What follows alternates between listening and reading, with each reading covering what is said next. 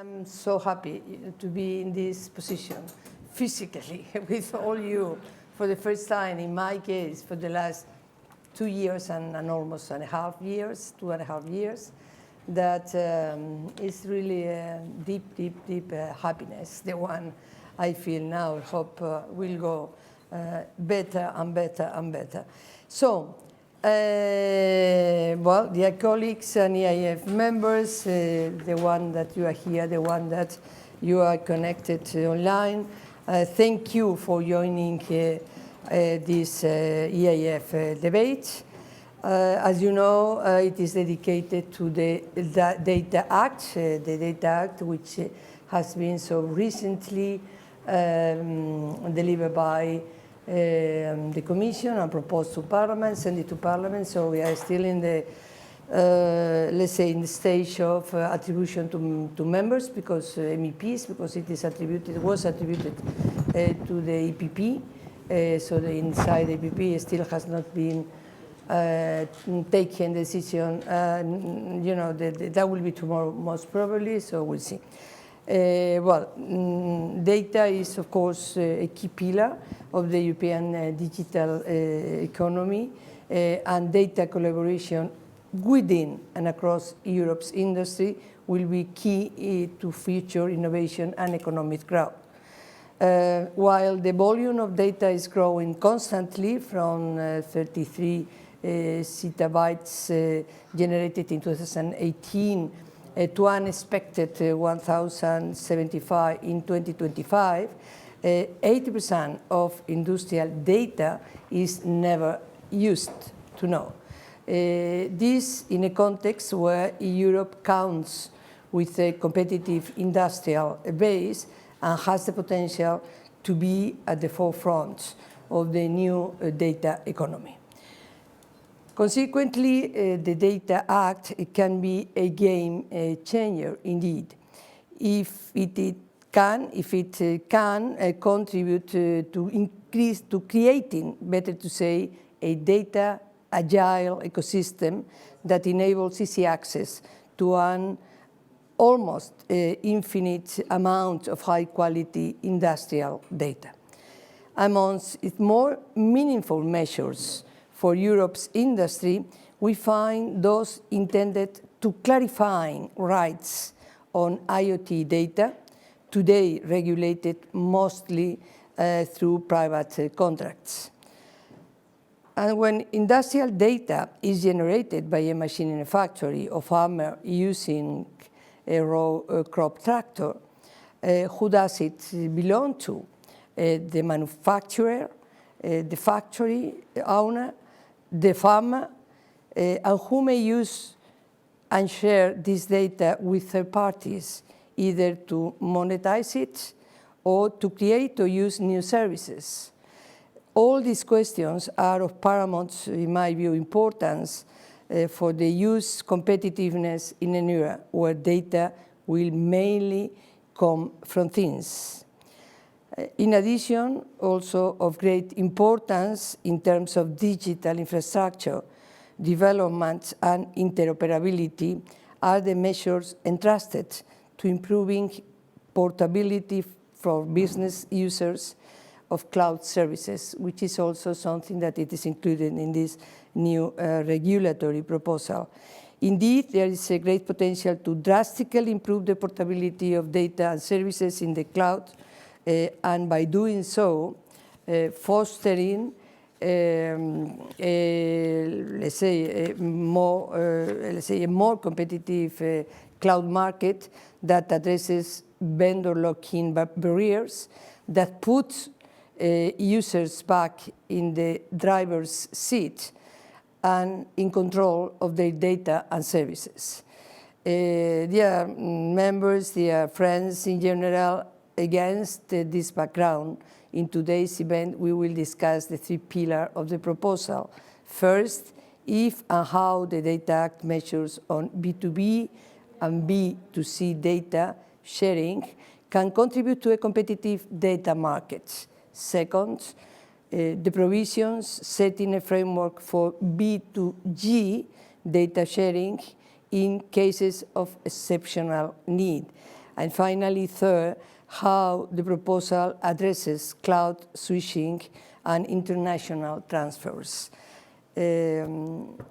This evening, to dive deeper into the proposal, we have the European Commission, ETNO, and Samsung. More precisely, I am delighted to count with, we have here Ivo Bollmann, Acting Director for Data DG Connect. We have with us our dearest Lisa Fu, Director General ETNO, and also Patrick Grant, Senior Digital Policy Manager from Samsung Electronics. So without further ado, Ivo, the floor is yours. Yeah, many thanks and good afternoon to everyone. And I'm also very happy to be part of this discussion on the Data Act, and actually also looking forward to the decision tomorrow in the European Parliament about who will be the rapporteur. Now, before diving into the Data Act, let me take one step back and go back to the data strategy of February 2020. Now, this data strategy, it describes the vision to create a real single European data space, a genuine internal market for data. And it has a number of characteristics, this market. It's about a space where data can flow across the member states and also across sectors. It's about a space where there's ample of data available, where data is being used in full respect of European values, including privacy. And it's about a space where there are clear rules for data access and use. Now, it was also important that we have to act now. If we want to benefit from the next wave of industrial data that is coming, Europe has to position itself now. If not, it will be too late. Now, to turn the vision into reality, the Data Act is combining policy actions with legal actions, but also financing actions, including the development of common European data spaces. And at the same time of the proposal of the Data Act, there was a staff working document produced on the common European data spaces with a clear roadmap for the different data spaces that are going to be developed and set up. So there is an overarching plan where the different elements of the strategy really work hand in hand. Now, going back to the legislation, as you know, in 1 year, the co-legislators have agreed on the Data Governance Act, which was the first major legal instrument that we put on the table as part of the data strategy. And now here we are with the Data Act. Now, what is the main aim of the Data Act? Is really to ensure that there is fairness in the allocation of data value among the various actors in the data economy.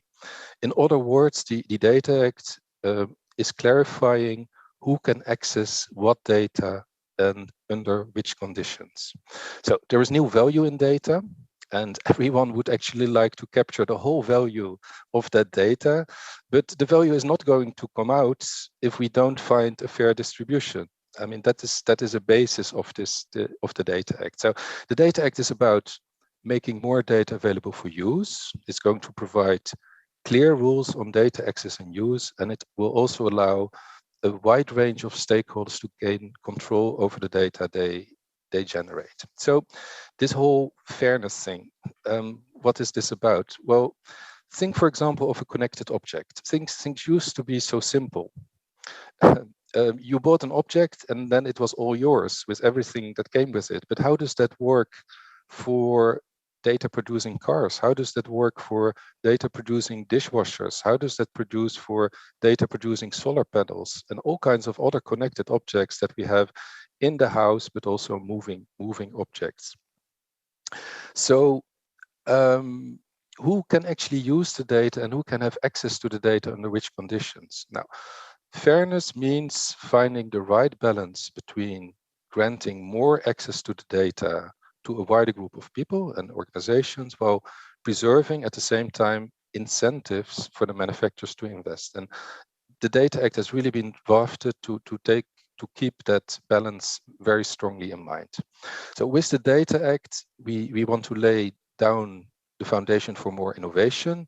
The EU users of connected objects, they will have a say on what can be done with the data. And at their request, third parties can access the data from the data holder. And this is going to open up all kinds of new services and channels for innovation, not only in the aftermarkets, repair, for example, but also for all kinds of innovative uses of the data. And in particular, SMEs are going to benefit from that. Now, the Data Act also provides rules on fair contractual terms. Still, contractual freedom is the basis, but there are situations where SMEs get unilaterally certain clauses imposed on them that will make it impossible for them to maintain a business based on data, and clauses that are unacceptable. And the Data Act is therefore introducing a grey list and also a list of forbidden clauses, contractual terms that are unilaterally imposed on SMEs. The Data Act is also going to facilitate the use of business data by public authorities, and we really focus there on exceptional situations such as public emergencies. Now, the pandemic has shown the importance to really have a lot of data available for the public authorities in a short time to take the right decisions. Now, again, this is about balancing interests. On the one hand, we want to make sure that the public sector has the data available that it needs to have to do its job.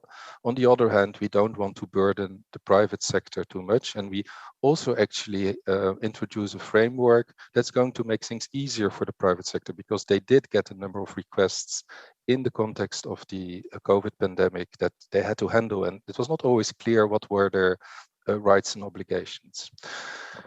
Data use presupposes that we have well-functioning data infrastructures, and this also presupposes the possibility to move data between cloud providers and to switch between cloud providers.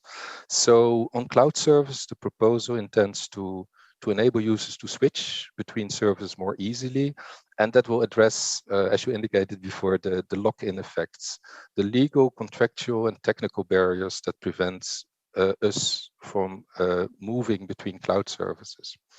Now, then there is also a chapter on interoperability, really very relevant for building the common European data spaces. We got the message when we did the Data Governance Act from the European Parliament and also the Council, why don't you do more on interoperability? And here we are with more provisions on interoperability. Now, thanks to the Data Act, by 2028, we expect the European GDP, the EU's GDP, to increase by 270 billion euros. That's really not pocket money. And the greater availability of data is going to create new business opportunities for small and large firms alike. Okay, we would like to make Europe a leader in the data economy, and we think that the Data Act is really going to contribute to that goal by really harnessing the potential of the ever-increasing. Now, basically, at the end of my introductory remarks, I just stressed that the potential here that we saw through the impact assessment is that the GDP of the European Union will increase by 270 billion euros by 2028. That's really not pocket money. And that there are really great opportunities for European businesses, both smaller and larger companies. And well, the Data Act is really a key instrument that will bring us closer to our objective. And I actually already want to react to the comments that were made before, but I will hold my fire for that. So I was at the end of my introductory remarks. I'm happy I didn't freeze earlier. Thank you. Good afternoon, all, and thank you, Pilar, for the very nice and kind introduction, and thank you to European Internet Forum for inviting me to today's panel. I'll speak, of course, from the telecom perspective today. So you might know ETNO is the association representing the major European telcos for now since 1992. That's almost 30 years this summer, so we're going to celebrate a small anniversary there. But I'm also very proud that our members are representing 70% of the investment in infrastructure in Europe every year. So as telecom operators, we welcome the Data Act because we think that facilitating the sharing and the usability of data is the cornerstone of the telecom sector's idea of digital leadership here in Europe. But at the same time, we also want to ensure that this major piece of legislation promotes competition and innovation while avoiding any adverse effect of data markets on data markets of the regulation. But let me take it first from where I, as representing the telecom operators, see why the Data Act matters for us. As telecom, we are the heart of the data economy, of the digital economy also, and our mission is to offer, of course, first-class connectivity to all of you. We just saw now what happens when there is issues with the connectivity, but this is, of course, 5G and fiber. And we all know that connectivity is priority for Europe as digital targets for 2030, gigabit for everyone, 5G everywhere. So why is this fundamental in relation to the Data Act? Well, we think 5G will enable the rapid growth of the Internet of Things. And we see the number of active IoT connection in Europe is set to double by 2026 and reach 854 million connections by 2029. According to our newest numbers in the State of Digital report we have just published. This massive amount of data generated by IoT connections and devices will create resources for growing data, analytics, and AI. So this will be the fundamental of other things. It will enable a lot of other services. And if we see what is estimated by the European Commission, by 2025 data analytics will take place mostly in all connected devices and edge computing, which is underpinned by our 5G networks. So 5G will enable IoT, which again will fuel a European AI, which we are really strongly supporting as telecoms. And I think this creates a very virtuous circle and a powerful connection between Europeans' ambition of being a digital leader. The Data Act also addresses the data sharing from business to government, with obligations to share data in some exceptional situations, such as public emergencies. And of course, we have collaborated with authorities for years. We've done it during COVID. We've done it now during the Ukrainian crisis. Data is important, and the data-driven analytics is key, both in natural disasters, pollution on environment, etc. So, of course, we as see it as an important role for us to work with the public authorities to help mitigate any of these crises. So we have been offering the public sector a wide range of analytic services, but we also base it on aggregated anonymous network data for many societal purposes like traffic and crowd analysis and smart cities. What we see is that for a business to government collaboration to thrive, it's crucial that data sharing agreements are mutually beneficial, and also to incentivize investment and innovation in these services. And we need to make sure that any of these requests are, of course, only asked in under exceptional circumstances. It was mentioned before, the cloud providers, and the Data Act also, of course, introduces regulatory requirements on cloud, edge, and other data processing for service providers to enable, of course, easy switching, portability, interoperability between such services. we think it's important to support the migration to the public cloud by acting as a channel for cloud services. But we also are building partnerships with hyperscalers to accelerate the digital transformation of their networks and their customers with 5G and edge computing. But of course, we think it's undeniable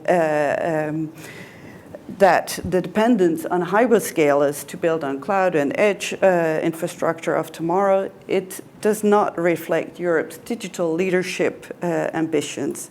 So if we look at the top 4 global leaders on the public cloud infrastructure market, they account for 80% of the global cloud revenue.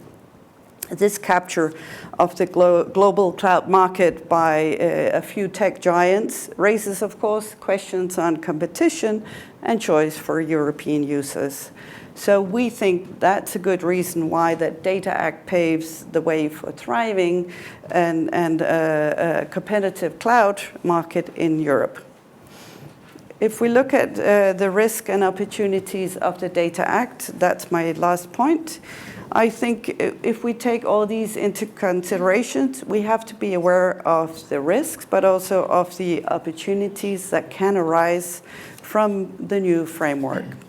So first, let me conclude on what I raised. Business-to-business data sharing should be based on voluntary and contractual agreements, and they should continue to be the cornerstone of this kind of data sharing.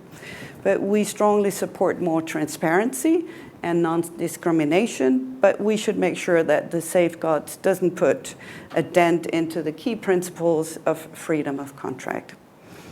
The business-to-government data sharing, again, exceptional public needs should remain the exception and not the rule. We need an extensive interpretation of business-to-government data sharing obligation, and would risk, if we don't have a short or a narrow definition, we risk crowding out any existing private businesses and initiatives.